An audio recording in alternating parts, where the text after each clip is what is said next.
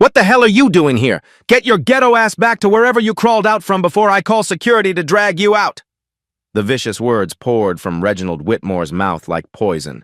The billionaire's eyes burned with pure hatred as he towered over Amara Johnson. You don't belong with civilized people. Know your damn place, he roared. Without warning, Whitmore's hands shot out and violently shoved Amara backward. Her body flew through the air before crashing into the pool with explosive force. Water erupted everywhere. Amara disappeared beneath the surface, her designer gown floating around her like a broken dream. When she surfaced, gasping and choking, mascara streamed down her face in black rivers. Whitmore adjusted his tuxedo, smirking with satisfaction. Around him, shocked guests held up phones, recording every second of the billionaire's racist assault. But what Reginald Whitmore didn't know was that the woman he just humiliated held the power to destroy his entire empire. And in exactly 23 minutes, his billion-dollar world would come crashing down. 3 days earlier, David Johnson sat in his glass-walled office overlooking downtown Atlanta's skyline. The morning sun cast long shadows across his mahogany desk where contracts worth millions waited for his signature. At 38, he had built TechFlow Industries from nothing into the most innovative software company in the Southeast. His fingers traced the edge of a particular document that made his pulse quicken. The header read, Whitmore Corporation Strategic Partnership Proposal, $1.20 billion. It was the deal that would catapult his company into the global arena. David's revolutionary artificial intelligence platform had caught the attention of every major corporation in America. But Reginald Whitmore had been the most aggressive suitor, flying down from New York twice in the past month with increasingly generous offers. "Baby, you're going to be late for lunch," came a warm voice from the doorway. Amara Johnson glided into the office wearing a tailored navy suit that accentuated her elegant frame. Her law degree from Harvard hung prominently on the wall behind David's desk, a reminder of the power couple they had become. As a partner at Morrison & Associates, she specialized in corporate law and had built her own impressive client base. "Just reviewing Whitmore's final proposal," David said, pulling her close. "He's desperate for our AI technology. His real estate empire is hemorrhaging money after the market crash. Without our predictive analytics software, his company will be bankrupt within 6 months." Amara studied the contract with her trained legal eye. The numbers were staggering. Whitmore was offering nearly double what their technology was worth on the open market. "He needs us more than we need him," she observed. "That puts you in the driver's seat." David nodded. Whitmore Corporation owned 40% of Atlanta's commercial real estate, but their outdated business model was failing catastrophically. They desperately needed David's AI platform to predict market trends and optimize their investments. "I'm meeting him tonight at the charity gala," David said. "He's hosting it at the Fairmont Grand Hotel. I want to finalize everything in person." The Children's Education Foundation Gala was Atlanta's most exclusive social event. Tickets cost $50,000 per person, and the guest list read like a who's who of Southern aristocracy. Whitmore used the annual event to network with politicians and intimidate business rivals. "I still don't trust him," Amara said, her instincts as a prosecutor making her cautious. His background check revealed some concerning patterns. Discrimination lawsuits that were quietly settled, minority-owned businesses that mysteriously lost contracts after dealing with him. David understood her concerns. During their negotiations, he had sensed something beneath Whitmore's polished exterior. The billionaire was always courteous in person, but David caught subtle signs of discomfort when discussing partnership details. Whitmore's handshake was always brief, his eye contact minimal. "He needs this deal to survive," David replied. "Personal prejudices become irrelevant when bankruptcy is the alternative." Meanwhile, across town in his marble-columned mansion, Reginald Whitmore paced his study like a caged animal. Financial reports covered his antique desk, each one painting a grimmer picture than the last. His family's real estate empire, built over 3 generations, was crumbling. The 2023 market crash had devastated his portfolio. Property values plummeted while construction costs soared. His company owed $700 million to creditors with payments due within 90 days. Without David's AI technology to guide strategic decisions, Whitmore Corporation would face liquidation. "Sir, the Johnson contract is ready for tonight," his assistant Margaret said nervously from the doorway. Whitmore's jaw clenched. The idea of depending on a black entrepreneur for salvation made his stomach turn. His grandfather had built this empire on the principle that certain people belonged in certain places. Now he was being forced to prostrate himself before someone he considered beneath his social class. "Make sure everything is perfect at the gala," he growled. "I need this deal signed tonight." Margaret nodded and retreated. She had worked for Whitmore for 15 years and recognized the dangerous edge in his voice. When his prejudices collided with his desperation, unpredictable things happened. That evening, David adjusted his black tuxedo in the bedroom mirror while Amara fastened her diamond earrings. Her midnight blue gown hugged her curves elegantly, and her natural beauty needed minimal makeup to radiate confidence. "Ready to make history?" she asked, taking his arm. David smiled, unaware that in 3 hours his wife would be fighting for her dignity in a hotel pool while his billion-dollar deal hung in the balance. The Fairmont Grand Hotel sparkled like a jewel against Atlanta's skyline. Valet attendants in crisp uniforms guided luxury vehicles under the marble archway, while photographers captured arriving guests. The charity gala represented the pinnacle of Southern high society, where million-dollar donations were discussed as casually as weekend plans. David and Amara stepped out of their black Tesla, immediately drawing attention from the crowd. Several guests whispered behind gloved hands, their conversations peppered with curiosity and barely concealed judgment. Some recognized David from business magazines, while others simply noticed the confident way the couple carried themselves. "Mr. and Mrs. Johnson, welcome," greeted the hotel manager with genuine warmth. His staff had been briefed about the evening's VIP guests. "Mr. Whitmore has been asking about your arrival every 10 minutes. Inside the grand ballroom, crystal chandeliers cast prismatic rainbows across walls lined with original oil paintings worth more than most people's homes. The scent of white orchids and expensive perfume filled the air, while a string quartet played classical melodies from a raised platform overlooking the crowd.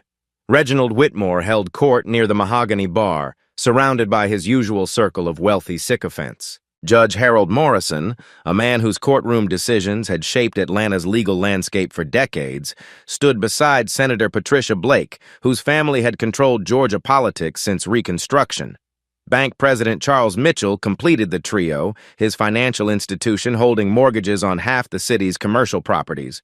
These weren't just Whitmore's friends, they were his insurance policy.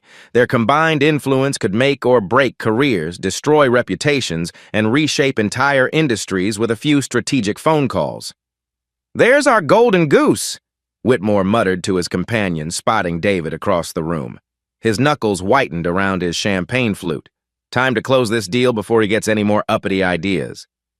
He approached the couple with practiced charm, his public mask firmly in place. Years of high society events had taught him to hide his true feelings behind layers of Southern gentleman facade. "David, Amara! So wonderful you could make it tonight," he gushed, his voice carrying just enough volume to let nearby guests overhear his apparent friendship with the couple. Whitmore's handshake with David lingered longer than usual, his desperation barely contained beneath his polished exterior. Sweat beaded along his hairline despite the ballroom's perfect climate control. "I hope you've had time to review our final proposal thoroughly," he said, his smile never wavering despite the urgency in his voice. "Very generous terms," David replied diplomatically, maintaining professional distance, "though I'm still evaluating all available options in the marketplace." Whitmore's smile tightened almost imperceptibly, a muscle in his jaw twitching with suppressed anxiety. Of course, but surely you understand the mutual benefits. My distribution network spans 47 countries. We could make your technology available globally within 18 months, maybe less." What Whitmore didn't mention was that 3 other tech companies had already rejected similar partnerships after researching his business practices. David's AI platform represented his last hope for survival, the only lifeline that could pull Whitmore Corporation back from the brink of financial ruin. "The global reach is certainly attractive," David acknowledged, though his tone remained noncommittal. "However, I want to ensure any partnership aligns with our company values and long-term strategic goals. Whitmore felt his desperation spike. Every minute of delay brought him closer to bankruptcy. His creditors were already circling like vultures, and his board of directors had scheduled an emergency meeting for Monday morning to discuss liquidation options. "Darling, I'm going to get some air," Amara interjected, sensing the mounting tension between the two men. Her legal instincts warned her that Whitmore's forced pleasantries masked something darker underneath. "The terrace by the pool looks absolutely lovely tonight." She glided away in her flowing midnight blue gown, her movement graceful and confident. Several male guests followed her with their eyes, though their wives quickly redirected their attention with sharp elbows and pointed glares.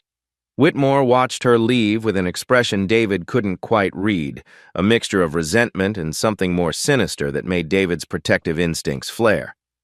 "Beautiful wife you have there," Whitmore commented, his voice carrying an undertone that made David's shoulders tense. "Though I imagine the corporate world can be particularly challenging for people like her." David's jaw tightened, his hands clenching into fists at his sides. "Amara graduated summa cum laude from Harvard Law School. She's more qualified than most people in this room, including several sitting at your board of directors." "Oh, absolutely, absolutely!" Whitmore backpedaled quickly, raising his hands in mock surrender. "I simply meant that certain social circles can be rather traditional in their perspectives. Old families, established customs, you understand." The explanation sounded reasonable on the surface, but David caught the poisonous subtext. Whitmore was testing boundaries, probing to see how much casual racism he could inject into their conversation. "I think Amara handles herself quite well in any social circle," David replied coldly. "Perhaps the question isn't whether she belongs, but whether certain attitudes belong in modern society." Whitmore's mask slipped for just a moment, revealing a flash of naked hostility before snapping back into place. "You're absolutely right, of course. Please excuse me while I check on the evening's arrangements." Outside on the terrace, Amara breathed in the cool evening air, grateful for the respite from the ballroom's political undercurrents. The infinity pool reflected the hotel's lights like a mirror, creating an almost magical atmosphere that reminded her why she had fallen in love with Atlanta's beauty, despite its complicated history. She pulled out her phone to check messages from her law firm, where 3 junior associates were working late on a discrimination case that bore unsettling similarities to patterns she had researched about Whitmore Corporation. Back inside, Whitmore excused himself from David and made his way to the bar where his inner circle waited like conspirators planning a coup. The champagne had been flowing freely for over an hour, and their conversations grew increasingly unguarded as alcohol dissolved their public restraint. "Desperate times call for desperate measures," Judge Morrison observed, swirling his bourbon with practiced movements. "Though I never thought I'd see the day when Reginald Whitmore needed financial salvation from their kind." "The natural order is changing too quickly," Senator Blake added with obvious distaste, her voice dropping to a conspiratorial whisper. "These people think they can simply buy their way into our circles, our clubs, our neighborhoods. They don't understand the traditions that built this city." Whitmore drained his 3rd glass of champagne in 20 minutes, feeling the alcohol burn away his careful restraint like acid eating through metal. "Sometimes I wonder if my grandfather's generation had the right approach to keeping things properly ordered." Bank President Mitchell chuckled darkly, his laughter carrying an ugly undertone that would have chilled anyone overhearing their conversation. "Well, there are still ways to remind certain people of their proper place in the social hierarchy." The group's shared laughter sounded like wolves preparing to hunt. Their perceived superiority and financial influence made them careless with their words, forgetting that hotel staff moved silently around them, serving drinks and clearing tables while absorbing every poisonous syllable. "Gentlemen, let's get some fresh air," Whitmore suggested, his voice slightly slurred from alcohol and mounting rage. "I need to clear my head before finalizing this distasteful business arrangement." The 4 men made their way toward the terrace, their footsteps unsteady from champagne and arrogance. Through the glass doors they could see Amara standing alone by the pool, her silhouette elegant against the shimmering water, completely unaware of the approaching storm. "Look at that!" Judge Morrison sneered as the four men stepped onto the terrace, his voice dripping with contempt. Acting like she owns the damn place. Probably never seen a pool this nice where she comes from, Senator Blake added with vicious glee, her usual political composure completely abandoned. I bet she's wondering if she can take a swim without getting arrested for trespassing. Whitmore's vision tunneled as he focused on Amara's lone figure by the pool. All his frustrations, the mounting debts, the failed investments, the humiliation of needing David's help, crystallized into burning resentment. Here was everything wrong with his changing world. A black woman in designer clothes, standing confidently in his domain, married to the man who held his financial future hostage. "Watch this, gentlemen," he muttered to his companions, straightening his bow tie like a soldier preparing for battle. "Time to restore some natural order to this evening." The alcohol had transformed Whitmore from a desperate businessman into something far more dangerous, a cornered predator with nothing left to lose and a lifetime of racial prejudice to fuel his rage. Amara turned as she heard multiple footsteps approaching across the marble terrace. Four men in expensive tuxedos walked toward her with predatory confidence, their faces flushed with alcohol and malicious intent. Her prosecutor instincts immediately recognized the pack mentality, the way they had positioned themselves to block her escape routes. "Excuse me, miss," Whitmore called out, his voice carrying across the terrace with false politeness that fooled no one. "I don't believe we've been properly introduced." Amara smiled politely despite the warning bells in her head. "I'm Amara Johnson. My husband David and I are guests here tonight supporting the Children's Education Foundation." "Johnson," Whitmore repeated slowly, as if the name tasted bitter on his tongue. He stepped closer, invading her personal space with deliberate aggression. "And what exactly qualifies someone like you to attend an event of this caliber?" The question hit like a slap across the face.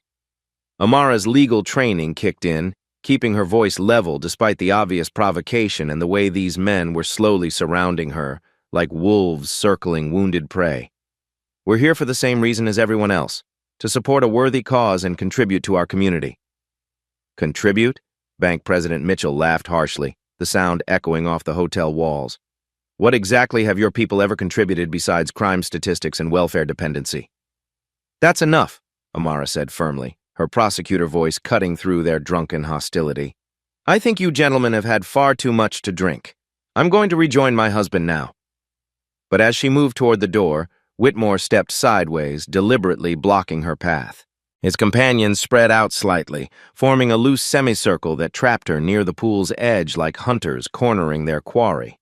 "Not so fast, sweetheart," Whitmore said with a predatory grin that revealed his true nature. "I think it's time someone explained the rules to you. See, there's a certain order to things in this city, traditions that go back generations."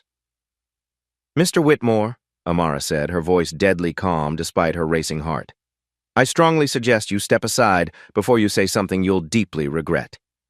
"Regret?" Senator Blake laughed shrilly. "The only regret here is letting your kind think you belong in civilized society. You're nothing but affirmative action trash dressed up in stolen clothes." Amara's eyes blazed with controlled fury, but she maintained her composure. 20 years of facing down hostile judges, racist prosecutors, and corrupt officials had taught her never to give them the satisfaction of seeing her break. "Ladies and gentlemen, record everything these days," she said pointedly, nodding toward the ballroom where several guests had noticed the confrontation and were discreetly filming through the glass doors. "Let them record," Whitmore snarled, his mask of civility completely shattered. The alcohol and his companions' encouragement had unleashed decades of suppressed hatred. "Maybe it's time people saw what happens when you forget your place." Judge Morrison stepped closer, his breath reeking of bourbon and malice. "You think because you married some tech monkey you can waltz into our world? This isn't your neighborhood community center, girl. This is where real families build real legacies." "Your husband might have money," Senator Blake added viciously, "but money can't buy breeding. It can't wash away what you really are underneath all that designer fabric." Amara felt her back nearly touching the pool's edge as they pressed closer. The water lapped gently behind her, its peaceful sound a stark contrast to the ugly hatred spewing from these supposedly distinguished pillars of society. You want to know what your problem is? Whitmore continued, his voice rising with each word. You actually believe you're equal to us. You think those degrees and that expensive dress make you our peer. But we see right through the costume to the ghetto trash underneath. Inside the ballroom, David finished his conversation with the hotel manager about donation procedures and looked around for Amara. Through the glass terrace doors, he could see a crowd gathered near the pool, but the angle prevented him from identifying the people involved. "Mr. Johnson," called a waiter carrying a silver tray. "Your wife asked me to tell you she's getting some air on the terrace." David nodded and began making his way through the crowd, stopping occasionally to shake hands with business acquaintances who wanted to congratulate him on his company's recent successes. Outside, the confrontation reached a boiling point as Whitmore's hatred finally overwhelmed any remaining restraint. "You know what really pisses me off?" he roared, pointing an accusing finger inches from Amara's face. "People like you coming into our spaces, taking our opportunities, and then having the fucking audacity to act like you earned it through merit instead of racial quotas and white guilt. Your husband thinks he's so smart with his little computer program," Judge Morrison added with a sneer. "But we know the truth. The only reason he got those government contracts is because some bleeding heart liberals needed to fill their diversity requirements.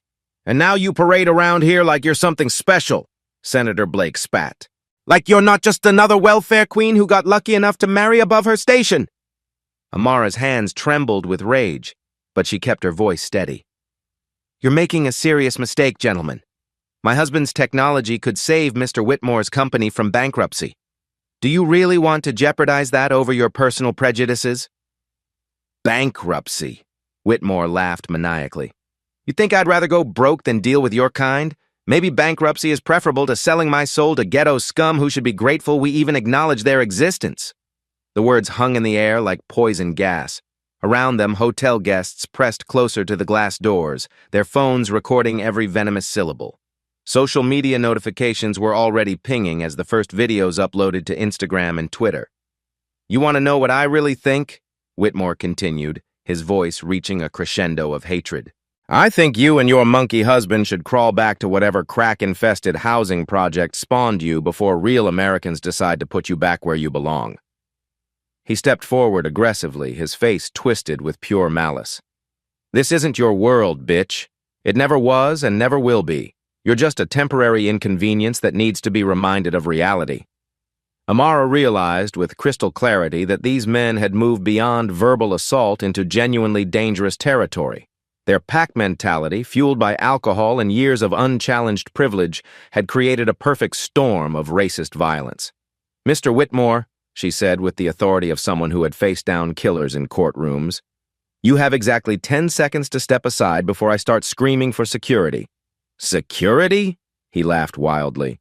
"Sweetheart, I own the security in this place. I own the police in this city. I own judges, senators, and bank presidents. Who exactly do you think is going to help a little ghetto princess against Atlanta's most powerful families?" That's when Whitmore made his fatal mistake.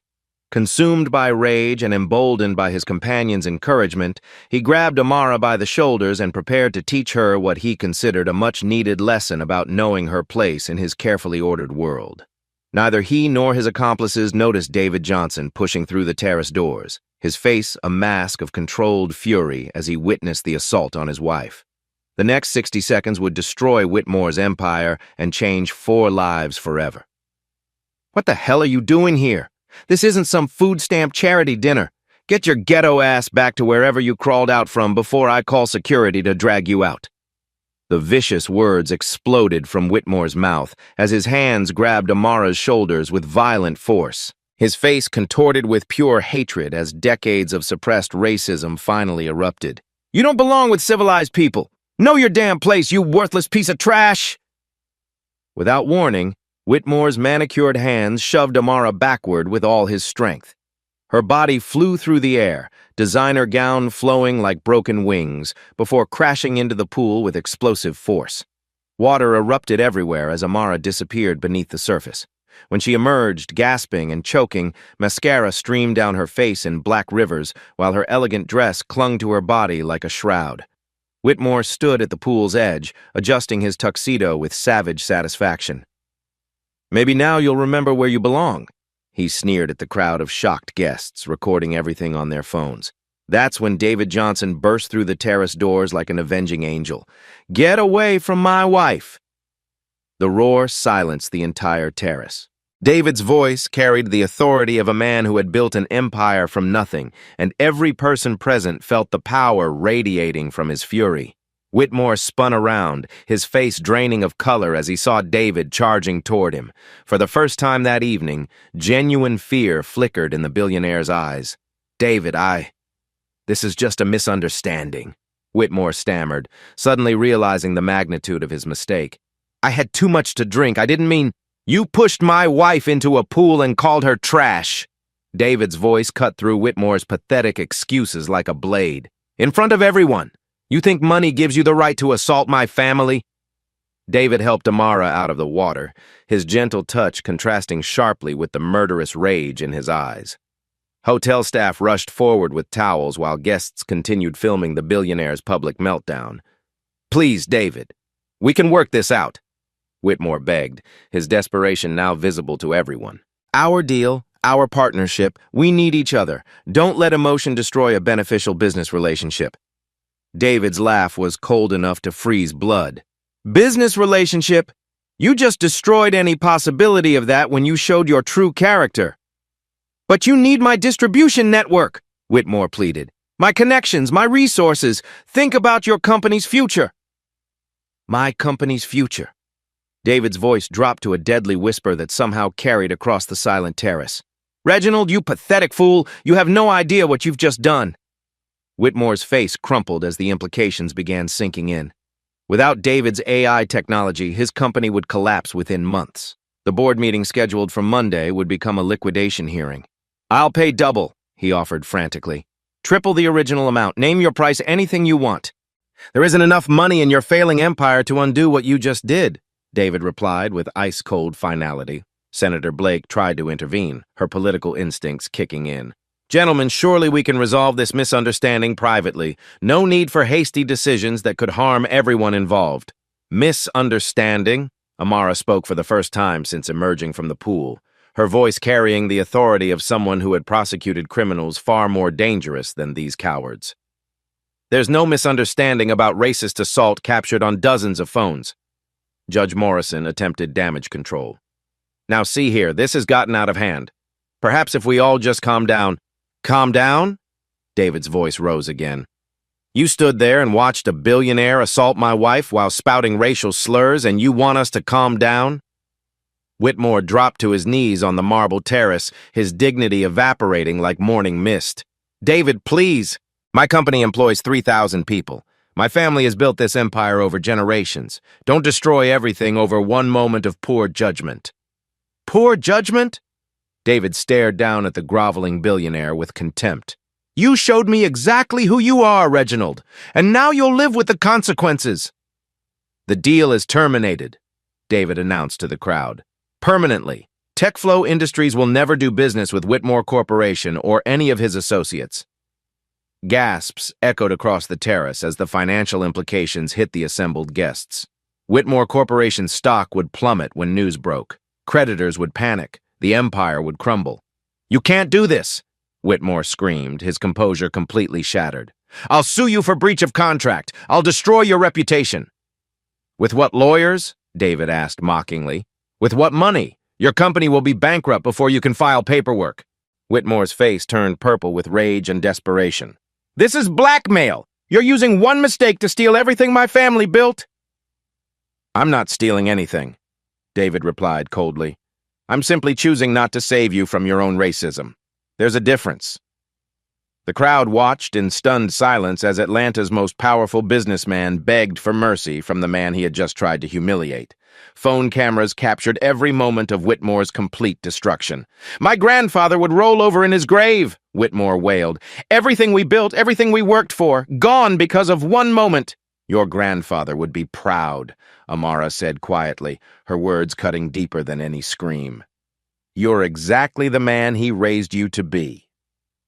As hotel security finally arrived to escort the disgraced billionaire away, Whitmore's empire began crumbling in real time around him. Hotel security surrounded Whitmore like a SWAT team responding to a terrorist threat. Their black uniforms contrasted sharply with his expensive tuxedo as they formed a protective barrier between him and the shocked guests. "Mr. Whitmore, you need to leave the premises immediately," announced head of security Marcus Williams, his voice carrying the authority of someone who had handled Atlanta's elite for 15 years. "The hotel is revoking your access permanently." "You can't throw me out!" Whitmore shrieked, his voice cracking like a teenager. "I've hosted this gala for 12 years. My family donated $2 million to build this ballroom."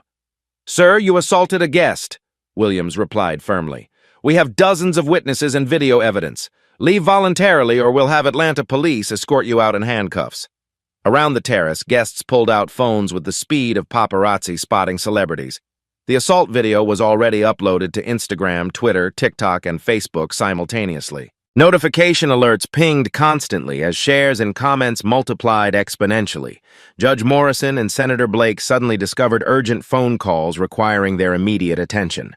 Bank President Mitchell developed a sudden case of amnesia, claiming he had been inside during the entire incident. Whitmore's inner circle abandoned him like rats fleeing a sinking ship. "Harold, Patricia, Charles," Whitmore called desperately to his former allies. "Tell them this was just a misunderstanding. You were here. You saw everything." But his accomplices had already melted into the crowd, leaving Whitmore to face the consequences alone. Their political survival instincts kicked in faster than their loyalty to old friendships. Inside the ballroom, news of the assault spread through the crowd like wildfire. Business partners who had been courting Whitmore's favor suddenly found other conversations more pressing. His table at the charity auction sat completely empty, a monument to his instant social exile. "Ladies and gentlemen," the hotel manager announced over the sound system, "we sincerely apologize for tonight's disruption. The Fairmont Grand Hotel maintains zero tolerance for discrimination and assault." On social media, the hashtag #Poolgate began trending within 20 minutes. The video had already been viewed 500,000 times across platforms. News outlets started picking up the story as notifications flooded newsroom assignment desks. CNN breaking news: billionaire assaults woman at charity gala. Fox News alert: Atlanta business leader under fire for racist attack. MSNBC: viral video shows shocking display of racism at elite event. David's phone buzzed constantly with calls from business reporters, civil rights organizations, and lawyers offering to represent them. He ignored them all, focusing entirely on Amara's well-being while hotel staff provided dry clothes and medical attention. "Mr. Johnson," approached Dr. Sarah Carter, the hotel's on-call physician. "I've examined your wife. No physical injuries, but I recommend monitoring for shock and emotional trauma." Whitmore's business empire began collapsing in real time as news spread through Atlanta's interconnected corporate network. His assistant Margaret fielded panicked calls from board members, investors, and creditors who had seen the videos online. "Mr. Whitmore's phone has been ringing non-stop," she reported to hotel security. 3 board members have called emergency meetings. 2 major investors want immediate conference calls. The bank is demanding to speak with him about loan covenant violations. Whitmore Corporation's stock price plummeted 18% in after-hours trading as algorithmic trading systems responded to negative sentiment analysis of social media posts. Financial analysts began downgrading the company's credit rating based solely on the reputational damage. "This changes everything," observed Financial Times reporter James Crawford, who had been covering the gala for a society piece. "No major corporation will want association with this kind of publicity. Whitmore's business relationships are toxified overnight." Back on the terrace, Whitmore made one final desperate attempt at damage control. "David, please, think about the 3,000 families who depend on my company for their livelihoods. Don't let your anger destroy innocent people's jobs." "You should have thought about that before you assaulted my wife," David replied coldly. "Actions have consequences, Reginald. Tonight you learned that money can't protect you from accountability." Hotel management presented Whitmore with a lifetime ban letter, formally barring him from all Fairmont properties worldwide. The document would become part of his permanent record, ensuring his social exile extended beyond Atlanta's borders. As security escorted him toward the exit, Whitmore's phone buzzed with a text from his wife. Saw the video. The kids and I are staying at my mother's house. Don't come home tonight. Even his family was abandoning him before he reached the parking garage. This isn't over, he screamed over his shoulder as security pushed him through the hotel's service entrance. You'll regret crossing the Whitmore family. But his threats rang hollow.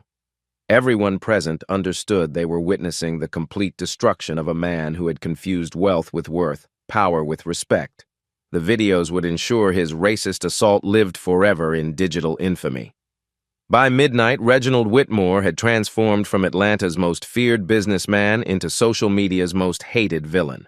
By 6 a.m. the next morning, the pool assault video had exploded across every major news platform in America. CNN ran it as their lead story. Fox News dissected it frame by frame. MSNBC invited civil rights leaders for panel discussions. The hashtag #Poolgate had 2.3 million mentions and climbing. This is Anderson Cooper 360. Tonight, we examine how one moment of racist violence destroyed a billion-dollar empire in real time, announced the silver-haired anchor as the assault video played for the millionth time. Whitmore Corporation's headquarters resembled a war zone. Protesters filled the sidewalks carrying signs reading, "Racism has consequences," and "Justice for Amara." News vans lined the street while reporters ambushed employees entering the building. Inside the marble-walled boardroom, emergency meetings raged as board members tried salvaging what remained of their reputations.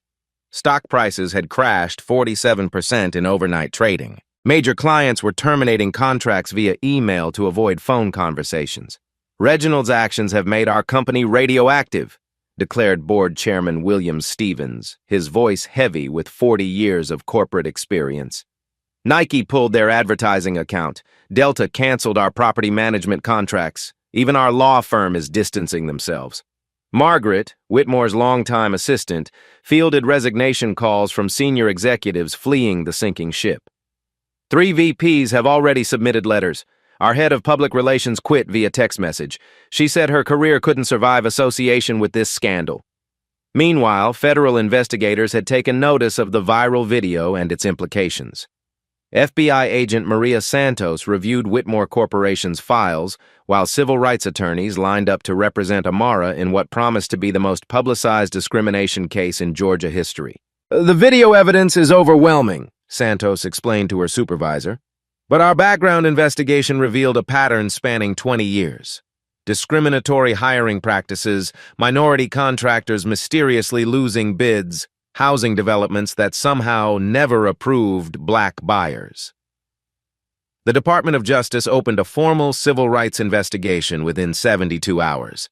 Federal subpoenas arrived at Whitmore Corporation demanding employment records, contractor lists, and internal communications dating back to 2005. Whitmore himself had become a prisoner in his Buckhead mansion, surrounded by protesters and media crews camping outside his iron gates. His wife, Jennifer, had taken their children to her mother's estate in Charleston, refusing his desperate phone calls. I can't show my face at the country club, Jennifer told her mother during a tearful conversation. Caroline's tennis team kicked her off because other parents don't want their children associated with our family name. Former business partners rushed to publicly condemn Whitmore's actions, desperate to protect their own reputations. Real estate mogul Thomas Richmond issued a statement. The behavior displayed in that video represents everything antithetical to modern business values. But the most devastating blow came from an unexpected source. Margaret, his loyal assistant for 15 years, had been secretly recording conversations for months after witnessing increasingly racist behavior. She contacted the FBI with a treasure trove of audio evidence. He used racial slurs regularly when discussing contracts with minority-owned businesses, Margaret testified to federal investigators. I have recordings of him instructing lawyers to find legal ways to exclude black contractors from bidding processes. The audio recordings leaked to major news networks, providing damning context for the pool assault. Whitmore's voice could be heard clearly discussing keeping those people in their place and maintaining neighborhood standards through discriminatory practices. 3 months later, the civil trial began in Fulton County Superior Court. Media attention rivaled high-profile celebrity cases as protesters filled the courthouse steps. Amara, represented by Atlanta's most prestigious civil rights firm, sat composed at the plaintiff's table while cameras captured every moment. "Ladies and gentlemen of the jury," began attorney Michelle Roberts during opening statements, "this case represents more than one moment of violence. It exposes decades of systematic racism disguised as business practices." The defense team, led by expensive white attorneys from New York, attempted portraying Whitmore as a reformed man who had learned from his mistakes, but the evidence buried their arguments. Video testimony from former employees revealed a corporate culture of casual racism. Contractor James Washington described losing a $50 million project after Whitmore discovered his minority-owned status. Housing developer Patricia Lee documented suspicious permit delays that only affected black-owned developments. Mr. Whitmore's company employed 3,000 people, testified former HR Director Linda Martinez. Only 12 were black, and most worked in janitorial or cafeteria positions despite qualified applicants for management roles. The jury deliberated for only 6 hours. Their verdict sent shockwaves through Atlanta's business community. $15 million in compensatory damages, plus $50 million in punitive damages designed to send a message that racism would no longer be tolerated in corporate America. Judge Patricia Reynolds, a no-nonsense jurist with 30 years of experience, delivered a scathing rebuke during sentencing. "Mr. Whitmore, your actions represent the worst aspects of American business culture. You used wealth and influence to perpetuate racial discrimination while hiding behind charitable donations and social respectability. The court finds your behavior not only morally reprehensible but economically destructive to our community's growth and prosperity," she continued. "This judgment reflects society's rejection of the racist attitudes you represent." Whitmore Corporation filed for bankruptcy protection within weeks of the verdict. The company's assets were liquidated to pay legal settlements and creditor debts. 3,000 employees lost their jobs as the empire collapsed completely. Federal prosecutors filed additional charges for housing discrimination and civil rights violations. Whitmore faced potential prison time as multiple investigations uncovered decades of systematic racism disguised as legitimate business practices. "The Whitmore case has become a watershed moment," explained legal analyst Rebecca Carter on CNN. "It demonstrates how modern technology and social media can expose racism that previously hid behind closed doors in corporate boardrooms." Other corporations scrambled to review their own practices, terrified of similar exposure. Diversity training programs expanded nationwide as businesses realized the financial consequences of discriminatory behavior in the viral video age. David Johnson's company, meanwhile, experienced unprecedented growth. Major corporations competed for partnerships with Tech Flow Industries, eager to associate with the moral courage he had displayed. The company's valuation tripled within 6 months. "We've received partnership offers from every Fortune 500 company," David told Bloomberg News, "but we're carefully vetting potential partners to ensure alignment with our values of equality and respect." Amara used her settlement money to establish the Equal Justice Technology Foundation, providing legal resources for discrimination victims. Her organization quickly became the most effective civil rights advocacy group in the Southeast. The pool assault video, now studied in business schools as a case study in corporate reputation management, served as a permanent reminder that racism carries devastating consequences in modern America. Whitmore's name became synonymous with the phrase "going viral for the wrong reasons," ensuring his racist legacy would be remembered long after his business empire crumbled into dust. 5 years after the pool assault that destroyed an empire, Atlanta's skyline had transformed dramatically. The gleaming Tech Flow Industries tower dominated the downtown district, its 40-story glass facade reflecting the city's progressive evolution under new leadership. David Johnson stood in his corner office on the top floor, gazing out at the bustling metropolis below. His company now employed over 15,000 people across 12 countries, making him one of the youngest billionaires in American history. The AI technology that Whitmore had desperately needed was now revolutionizing industries worldwide. "The quarterly diversity report shows we're leading the tech sector in minority representation," announced Chief Operating Officer Patricia Washington, a brilliant black engineer who had joined Google specifically because of TechFlow's inclusive culture. David smiled, remembering the scared young programmer he had been just 5 years earlier. Excellence comes from embracing talent regardless of background. Whitmore never understood that principle, and it cost him everything. Across town, Amara adjusted her judicial robes in the chambers of the federal district court. At 47, she had become the youngest black female federal judge in Georgia history, nominated by the president himself after her civil rights advocacy gained national recognition. Her Equal Justice Technology Foundation had filed over 200 successful discrimination lawsuits, recovering $300 million for victims while forcing systematic changes in corporate hiring practices. The foundation's annual gala raised more money than Whitmore's charity event ever had, proving that genuine inclusion generated greater community support than exclusive elitism. Your Honor, the Whitmore v. State of Georgia case is ready for review, announced her clerk, carrying a thick legal brief. Amara nodded grimly. Even from federal prison, Reginald Whitmore continued filing frivolous appeals, desperately attempting to overturn his conviction for civil rights violations. Each motion was denied with increasing judicial impatience. The former billionaire had aged rapidly during his 3-year federal sentence. His hair turned completely gray, his expensive suits replaced by orange jumpsuits, his marble mansions sold to pay legal fees and victim settlements. Prison guards reported that other inmates mocked him constantly, calling him pool boy in reference to his viral infamy. Inmate Whitmore has been denied parole again, reported Corrections Officer Samuel Brown, a black man who took particular satisfaction in delivering the news. His racist statements during psychological evaluations convinced the board he poses continued danger to community safety. Whitmore's family had completely disowned him. His wife divorced him while he awaited trial, taking custody of their children and reverting to her maiden name. His son changed his own name legally to avoid association with the Whitmore legacy.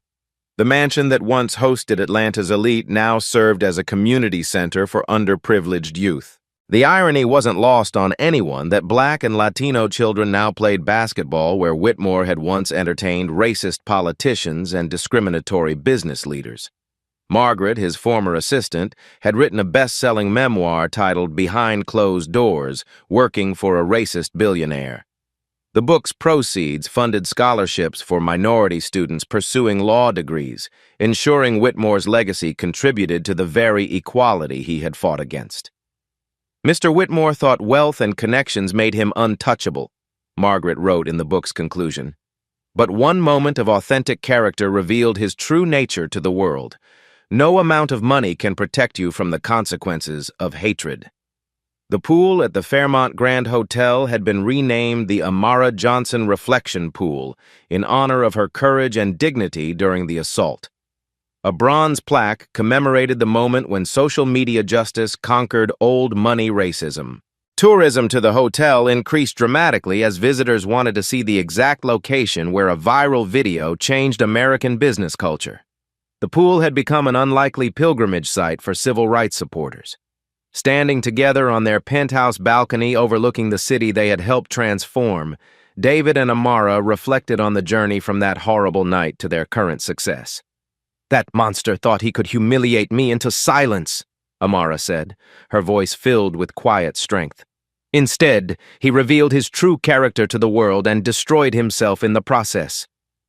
"Real change happens when ordinary people refuse to accept injustice as normal," David added, pulling his wife close. "When we stand up, speak out, and demand better from our communities and institutions." The couple's story had become required reading in business schools, law schools, and civil rights organizations nationwide. Their example proved that dignity and principle could triumph over wealth and privilege when supported by modern technology and social media accountability. If this story moved you, share it with someone who needs to hear that justice eventually prevails. Like this video if you believe everyone deserves respect regardless of race.